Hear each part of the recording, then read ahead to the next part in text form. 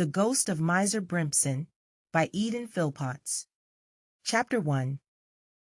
Penniless and proud he was, and that pair don't draw a man to pleasant places when they be in double harness. There's only one thing can stop 'em if they take the bit between their teeth, and that's a woman. So there, you might say, lies the text of the tale of Jonathan Drake, of Dunnabridge Farm, a tenement in the forest of Dartymoor. 'Twas Naboth's vineyard to Duchy, and the greedy thing would have given a very fair price for it, without a doubt, but the Drake folk held their land, and wouldn't part with it, and boasted a freehold of 50 acres in the very midst of the forest. They did well, too, and moved with the times, and kept their heads high for more generations than I can call home. And then they come to what all families, whether gentle or simple, always come to soon or late, and that's a black sheep for bellwether. Bad uns there'll be in every generation of a race, but the trouble begins when a bad un chances to be up top, and if the head of the family is a drunkard or a spendthrift, or built on too free and flowing a pattern for this workaday shop, then the next generation may look out for squalls, as the sailormen say. 'Twas Jonathan's grandfather that did the harm at Dunnabridge. He had sport in his blood, on his mother's side, and 'twas horses ran him into trouble. He backed 'em, and was ruined, and then his son bred 'em, and didn't do very much better. So, when the pair of 'em dropped out of the hunt, and died with their backs to the wall, one after t'other, it looked as if the game was up for them to follow. By good chance, however, Tom Drake had but one child, a boy, the Jonathan as I be telling about, and when his father and grandfather passed away, within a year of each other, Dunnabridge was left to Tom's widow and her son, him then being 22. She was for selling Dunnabridge and getting away from Dartymoor, because the place had used her bad, and she hated the sight of it. But Jonathan, a proud chap even then, got the lawyers to look into the matter, and they told him that 'twasn't vital for Dunnabridge to be sold, though it might ease his pocket and smooth his future to do so, specially as Duchy wanted the place rather bad, and had offered the value of it. And Jonathan's mother was on the side of Duchy too, and went on her knees to the man to sell, but he wouldn't. He had a bee in his bonnet sometimes, and he said that all the Drakes would rise out of their graves to Widecombe churchyard, and haunt his rising up and going down if he were to do such a thing, just to suit his own convenience and be rid of the place. So he made a plan with the creditors. It figured out that his father and grandfather had owed near £1,000 between them, and Jonathan actually set himself to pay it off to the last penny. 'Twas the labor of years, but by the time he was 33 he done it, at what cost of scrimping and screwing only his mother might have told. She never did tell, however, for she died 2 years before the last item was paid. Some went as far as to declare that 'twas her son's miserly ways hurried her into her grave, and for all I know, they may have done so, for 'tis certain, in her husband's life, she had a better time. Tom was the large-hearted, juicy, easy sort, as liked meat on the table, and plenty to wash it down, and he loved Mercy Jane Drake very well, and when he died, the only thought that troubled him was leaving her, and the last thing he advised his son was to sell Dunnabridge and take his mother off the moor down to the in-country where she'd come from. But Jonathan was made of different stuff, and 'twas rumored by old people that had known the family for several generations that he favored an ancient forefather by name of Brimpson Drake. This bygone man was a miser and the richest of the race. He'd lived in the days when we were at war with France and America, and when Princetown sprang up, and a girt war prison was built there to cage all the chaps we got on our hands through winning such a lot of sea battles. And Miser Brimpson was said to have made thousands by helping rich fellows to escape from the prison. Truth and falsehood mixed made up his story as 'twas handed down.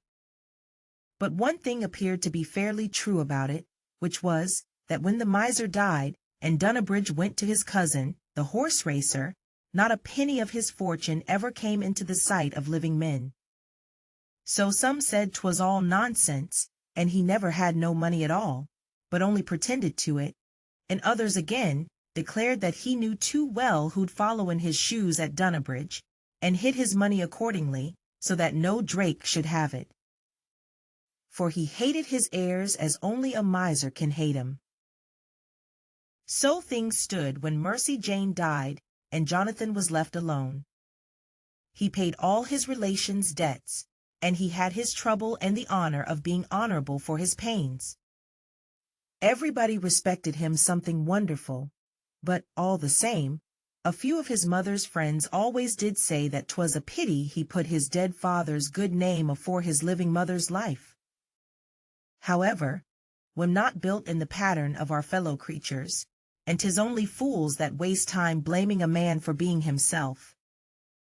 Jonathan went his stern way, and then, in the lonely days after his parent was taken, when he lived at Dunnabridge, with naught but 2 hinds and a brace of sheepdogs, 'twas suddenly borne in upon his narrow sight that there might be other women still in the world, though his mother had gone out of it. And he also discovered, doubtless, that a home without a woman therein be merely the cruel mockery of what a home should be. A good few folk watched Jonathan to see what he'd do about it, and no doubt a maiden here and there was interested too, because, though a terrible poor man, he wasn't bad to look at, though rather hard about the edge of the jaw, and rather short and stern in his manners to human creatures and beasts alike. And then began his funny courting, if you can call it courting, where a poor man allows himself the luxury of pride at the wrong time, and makes a show of himself in consequence. At least that's my view. But you must know that a good few, quite as wise as me, took t'other side, and held that Jonathan covered his name with glory when he changed his mind about Hyssop Burghs. That was her bitter name, but a pleasanter girl never walked on shoe leather. She was Farmer Stoneware's niece to White Works, and he took her in for a charity, and always said that 'twas the best day's work as ever he had done. A straight, hard-working, cheerful sort of a girl, with nothing to name about her very special save a fine shape and a proud way of holding her head in the air and looking her fellow creatures in the eyes. Proud she was for certain, and terrible particular as to her friends, but there happened to be that about Jonathan that made flint to her steel. He knowed she was penniless, or he'd not have looked at her twice, and when, after a short, fierce sort of courting, she took him, everybody felt pleased about it but Farmer Stoneware, who couldn't abide the thought of losing Hyssop, though his wife had warned him any time this 4 year that 'twas bound to happen. Farmer and the girl were sitting waiting for Jonathan one night, and she was a bit nervous, and he was trying for to calm her. "Jonathan must be told," she says. "It can't go on no longer." "Then tell him," says her uncle. "Good powers," he says, "to see you.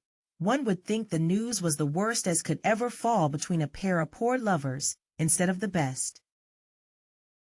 "I know him a lot better than you," she tells Farmer, "and I know how plaguey difficult he can be where money's the matter.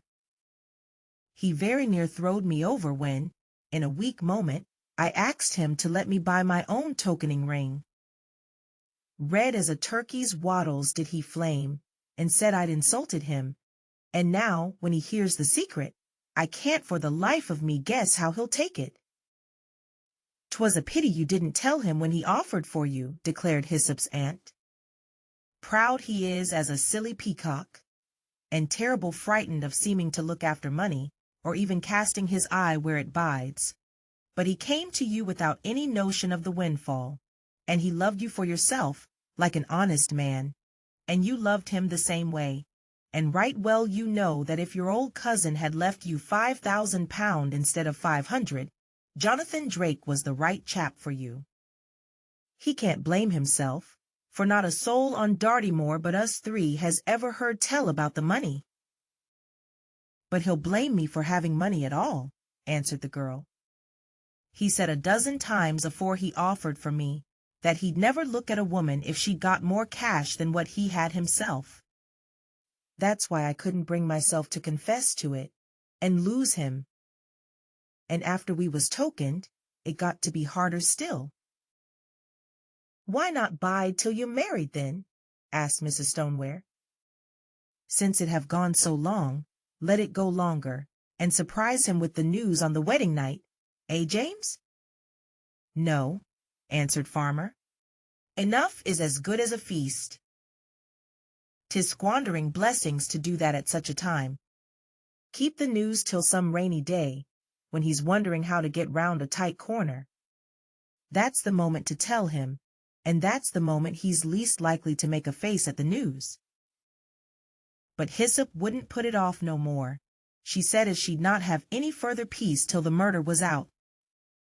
And that very night, sure enough, when Jonathan comed over from Dunnabridge for his bit of love-making, and the young couple had got the farm parlor to themselves, she plumped it out, finding him in a very kindly mood. They never cuddled much, for he wasn't built that way, but he'd not disdained to sit beside her and put his arm around her now and again, when she picked up his hand and drew it round. Then, off and on, she'd rub her cheek against his mutton-chop whiskers, till he had to kiss her in common politeness. Well, Hyssop got it out. Lord alone knows how, as she said afterwards. She got it out, and told him that an old aged cousin had died, and left her a nice little skewett one of money, and how she'd never touched a penny but let it goody in the bank, and how she prayed and hoped 'twould help 'em to Dunnabridge, and how of course he must have the handling of it, being a man and so cruel clever in such things. She went on and on, pretty well frightened to stop and hear him. But, after she'd said it over about 12 times, her breath failed her, and she shut her mouth and tried to smile, and looked up terrible anxious and pleading at Jonathan. His hard gray eyes bored into her like a brace of gimlets, and in return for all her talk, he asked but one question. "How long have you had this here money?" he said. She told the truth, faltering and shaking under his glare. 4 years and upwards, Jonathan. That's years and years afore I axed you to marry me. Yes, Jonathan. And you remember what I said about never marrying anybody as had more than what I have? Yes, Jonathan. And you full know how many a time I told you that, after I paid off all my father's debts, I had naught left, and 'twould be years afore I could build up anything to call money? Yes, Jonathan. Very well then, he cried out, and his brow crooked down and his fists clenched. Very well, you've deceived me deliberate, and if you do that in one thing, you would in another. I'm going out of this house this instant moment, and you can tell your relations why 'tis. I'm terrible sorry, Hyssop Burgs, for no man will ever love you better than what I did, and so you'd have lived to find out when all this here courting tomfoolery was over, and you'd come to be my wife. But now I'll have none of you, for you've played with me, and so I'll bid you good-bye. He went straight out without more speech, and she tottered, weeping, to her uncle and aunt. They couldn't believe their senses, and Jimmy Stoneware declared thereon that any man who could make himself such a masterpiece of a fool as Jonathan had done that night was better out of the marriage state than in it.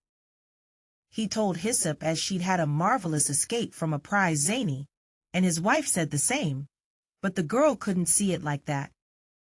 She knowed Jonathan weren't a prize zany, and his raging pride didn't anger her, for she admired it something wonderful, and it only made her feel her loss all the crueler to see what a terrible, rare, haughty sort of a chap he was. There were a lot of other men would have had her, and twice as many again, if they'd known about the money, but they all seemed as tame as robins beside her hawk of a Jonathan. She had plenty of devil in her, too, when it came to the fighting pitch, and now, while he merely said that the match was broken off through a difference of opinion, and gave no reason for it, She set to work with all her might to get him back again, and used her love-sharpened wit so well as she knew how to best him into matrimony. Chapter 2. In truth she made poor speed. Jonathan was always civil afterwards, but you might as soon have tried to thaw an iceberg with a box of matches as to get him round again by gentleness and affection. He was the sort that can't be won with kindness. He felt he'd treated the world better than the world had treated him, and the thought shriveled his heart a bit. Always shy and suspicious, you might say, and yet, underneath it, the most honorable and upright and high-minded man you could wish to meet. Hyssop loved him like her life, and she got a bit poorly in health after their sad quarrel. Then chance willed it that, going down from Princetown to Plymouth by train, to see a chemist and get something to make her eat, who should be in the selfsame carriage but Mr. Drake and his hind, Thomas Parsons. There was others there, too, and it fell out that an old fellow as knowed Jonathan's grandfather before him brought up the yarn about Miser Brimpson and asked young Drake if he took any stock in it. Of course the man pooh-poohed such foolery, and told the old chap not to talk nonsense like that in the ear of the 19th century. But when Jonathan and Parsons had got out of the train, which they did do at Yelverton Station, Hyssop, as knowed the old man, asked him to tell more about the miser, and he explained, so well as he knew how, that Brimpson Drake had made untold thousands out of the French and American prisoners, and that, without doubt, 'twas all hidden even to this day at Dunnabridge. Of course Jonathan's too clever to believe such a tale, like his father before him, but his grandfather believed it, and the old blid spent half his time poking about the farm. Only, unfortunately, he didn't have no luck. But 'tis there for sure, and if Jonathan had enough faith he'd come by it, not by digging and wasting time and labor, but by doing what is right and proper when you're dealing with such matters. And what might that be? Asked Miss Bergs. Just then, however, the train for Plymouth ran up, and the old man told her that he'd explain some other time. This generation laughs at such things, he said, but they laugh best who laugh last, and for all we can say to the contrary, 'tis naught but his conceit and pride be standing between that stiff-necked youth and the wealth of a bank. Hyssop, she thought a lot upon this, but she hadn't no need to go to the old chap again, as she meant to do, for when she got home, her uncle, Farmer Stoneware, knowed all about the matter, and told her how 'twas a very rooted opinion among the last generation that a miser's spirit never could leave its hidden hoard till the stuff was brought to light and in human hands once more. Millions of good money has been found in that manner, if all we hear is true, declared Farmer Jimmy. And if one miser has been known to walk, which nobody can deny, then why shouldn't another? Them as believe in such dark things. And I don't say I do, and I don't say I don't. Them as know of such mysteries happening in their own recollection, or in the memory of their friends, would doubtless say that Miser Brimpson still creeps around his gold now and again, and if that money be within the four corners of Dunnabridge Farm, and if Jonathan hap to be on the lookout on the rightful night, and at the rightful moment, 'tis almost any odds but he might see his forebears sitting over his money bags, like a hen on a clutch of eggs, and so recover the hoard. But faith's needed for such a deed, Mrs. Stoneware told her niece, and that pig-headed creature haven't no faith. Too proud, he is, to believe in anything he don't understand. 'Twas even so with Lucifer afore him. If you told him, Jonathan, this news, he'd rather let the money go than set off ghost-hunting in cold blood. Yet there it is, and a humbler-minded fashion of chap, with the Lord on his side and a trustful heart in his bosom, might very like recover all them tubs of cash the miser come by. And then he'd have thousands to my poor tens, said Hyssop. Not that he'd ever come back to me now, I reckon.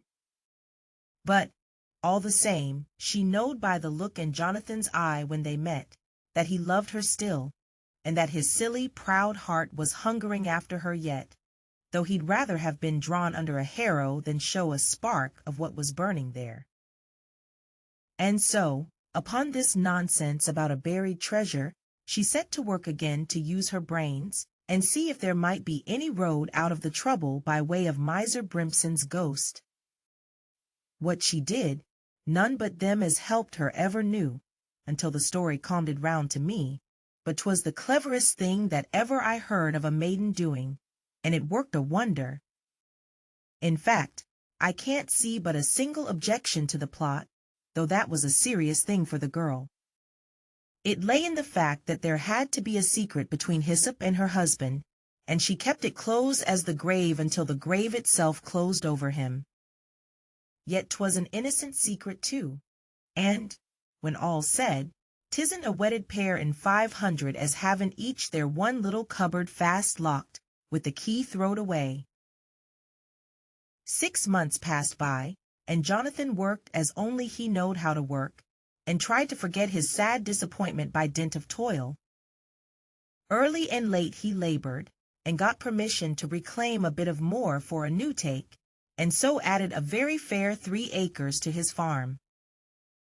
He noticed about this time that his hind, Parsons, did oft drag up the subject of Miser Brimpson Drake, and first Jonathan laughed, and then he was angered, and bade Thomas hold his peace.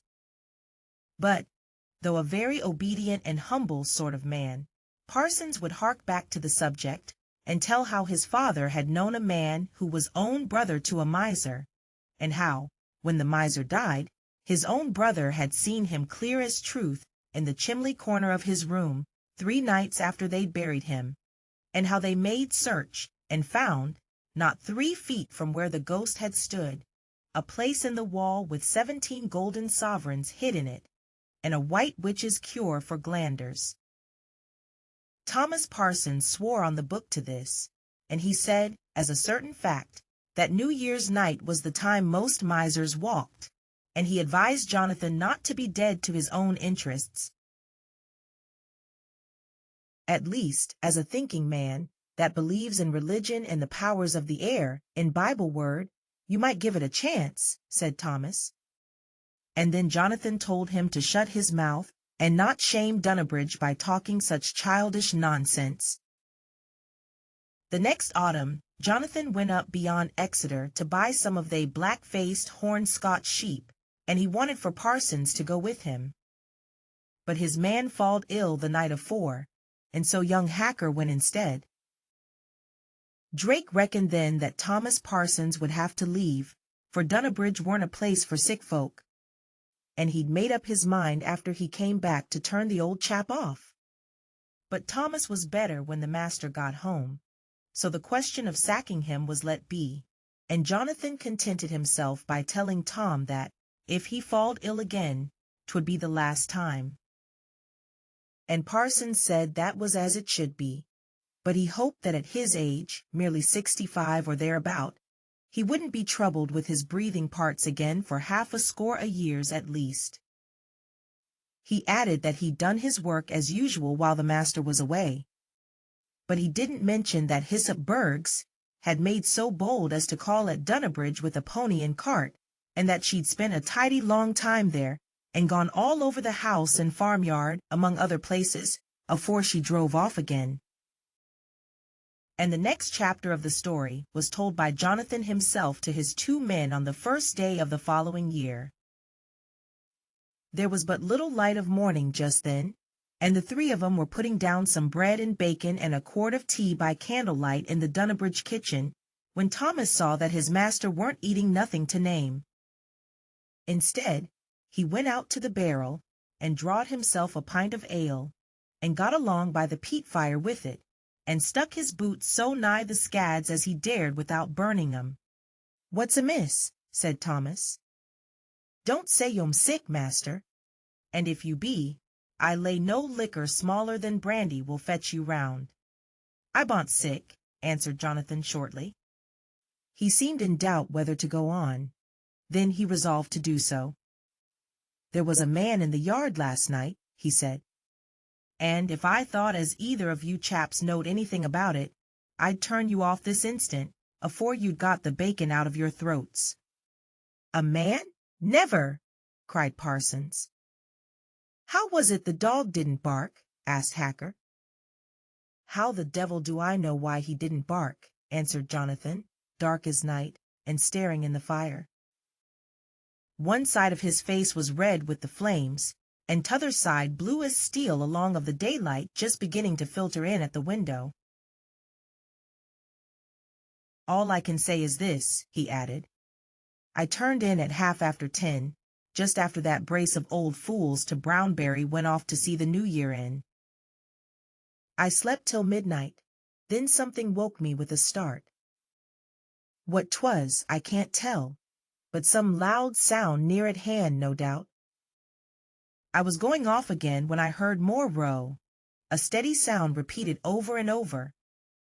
And first I thought 'twas owls, and then I heard 'twas not.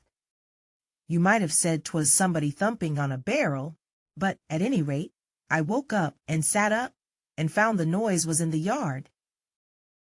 I looked out of my chamber window then, and the moon was bright as day, and the stars sparkling likewise, and there, down by the judge's table, where the thorn tree grows, I see a man standing by the old barrel as plain as I see you chaps now. The judge's table be a wonderful curiosity at Dunnabridge, and if you go there you'll do well to ax to see it. 'Tis a girt slab of moorstone said to have come from Crokern Tor, where the tinners held their parliament in the ancient times.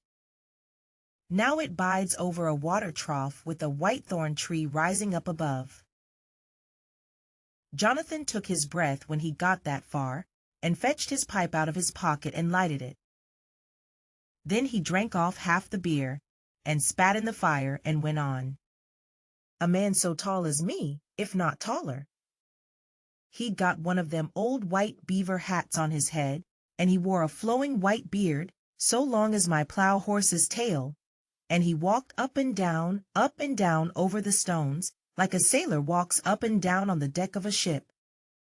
I shouted to the chap, but he didn't take no more notice than the moon. Up and down he went, and then I told him if he wasn't off inside 2 minutes, I'd get my fowling piece and let fly. Still he paid no heed, and I don't mind saying to you men that, for half a second, I felt creepy-crawly and goose-flesh down the back. But 'twas only the cold, I reckon, for my window was wide open, and I'd been leaning out of it for a good while into 10 degrees of frost. After that I got angry, and went down house and hitched the gun off the hooks over the mantelpiece, and ran out, just as I was, in naught but my boots and my nightshirt. The hour was so still as the grave at first, and the moon shone on the river far below and lit up the eaves and windows, and then, through the silence, I heard Widecombe bells ringing in the New Year. But the old night-bird in his top hat was gone. Not a hair of his beard did he leave behind. I looked about, and then up came the dog, barking like fury, not knowing who I was, dressed that way, till he heard my voice. And that's the tale. And who be that curious old rascal, I'd much like to know. They didn't answer at first, and the daylight gained on 'em. Then old Parsons spoke up, and wagged his head and swore that 'twas no man his master had seen, but a creature from the other world. I'll lay my life, he said, 'twas the spectrum of Miser Brimpson as you saw walking, and I'll take oath by the New Year that 'twas his way to show where his stuff be buried. For God's sake, he says, if you don't want to get into trouble with unknown creatures, go out and pull up the cobblestones, and see if there's anything underneath 'em. But Jonathan made as though the whole thing was nonsense, and wouldn't let neither Thomas nor Hacker move a pebble. Only, the next day, he went off to a very old chap called Samuel Windett, whose father had been a boy at the time of the war prison, and was said to have seen and known Miser Brimpson in the flesh. And the old man declared that, in his childish days, he'd heard of the miser, and that he certainly wore a beaver hat and had a white beard a yard long. So Jonathan came home again more thoughtful than afore, and finally, though he declared that he was ashamed to do it, he let Tom over-persuade him, and 2 days after the 3 men set to work where Drake had seen the spectrum. They dug and they dug, this way and that, and Jonathan found naught, and Parsons found naught, but Hacker came upon a box, and they dragged it out of the earth, and underneath of it was another box like the first. There was a pair of old rotten wood chests, by the look of them, made of boards nailed together with rusty nails. No locks or keys they had, but that was no matter, for they fell abroad at a touch, and inside of them was a lot of plate, candlesticks, snuffers, tea-kettles, table silver, and the like. "Thunder!" cried out Jonathan. "'Tis all pewter trash, not worth a 5-pound note. Us'll dig again." And dig they did for a week, till the farmyard in that place was turned over like a trenched kitchen garden. But not another teaspoon did they find. Meantime, however, somebody as understood such things explained to young Drake that the stuff unearthed was not pewter, nor yet Britannia metal neither, but old Sheffield plate, and worth plenty of good money at that. Jonathan felt too mazed with the event to do anything about it for a month. Then he went to Plymouth and took a few pieces of the find in his bag. And the man what he showed him to was so terrible interested that nothing would do but he must come up to Dunnabridge and see the lot. He offered £250 for the things on the nail, so Jonathan saw very clear that they must be worth a good bit more. They haggled for a week, and finally the owner went up to Exeter and got another chap to name a price. In the long run, the dealers halved the things, and Jonathan come it out with a clear £354. Chapter 3. He wasn't very pleased to talk about his luck, and inquisitive people got but little out of him on the subject. But, of course, Parsons and Hacker spoke free and often on the subject, for 'twas the greatest adventure as had ever come to them in their lives. And from telling the tale over and over, old Parsons got to talk about it as if he'd seen the ghost himself. Then, after he chewed over the matter for a space of 3 or 4 months, and spring was come again, Jonathan Drake went off one night to Whiteworks, just the same as he used to do when he was courting Hyssop Burgs. And there was the little party as usual, with Mrs. Stoneware knitting, and Farmer reading yesterday's newspaper, and Hyssop sewing in her place by her aunt. "Well," says Farmer Jimmy, "wonders never cease. And to see you again here be almost so big a wonder as that they tell about of the old miser's tea-things. I'm sure we all give you joy, Jonathan, and I needn't tell you as we was cruel pleased to hear about it." The young man thanked them very civilly, and said how 'twas a curious come along of it, and he didn't hardly know what to think of the matter even to that day.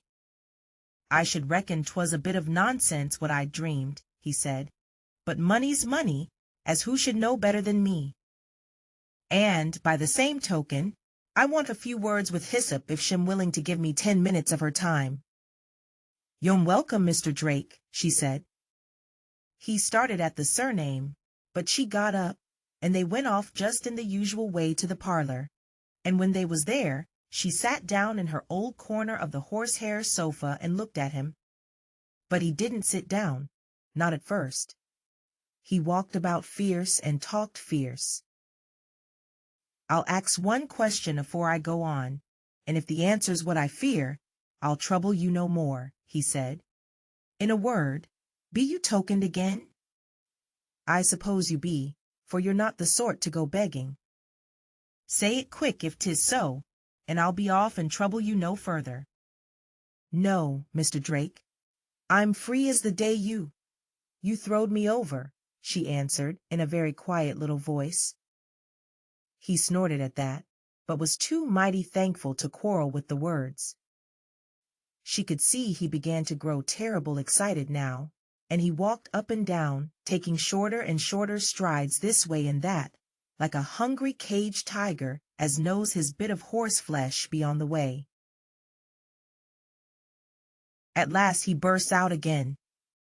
There was a lot of lies told about that old plate us found at Dunnabridge.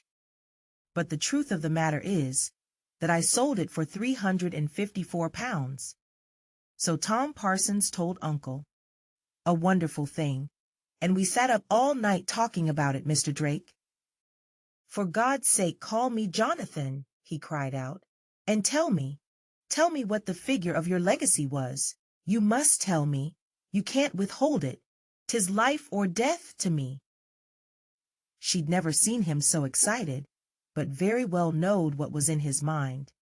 If you must know, you must, she answered. I thought I told you when. No, you didn't. I wouldn't bide to hear. Whatever 'twas, you'd got more than me, and that was all I cared about. But now, if by good fortune 'tis less than mine, you understand. Of course 'tis less. £180, and the interest, a little over 200 in all, is what I've gotten. Thank God, he said. Then he asked her if she could marry him still, or if she knew too much about his ways and his ideas to care about doing so. And she took him again.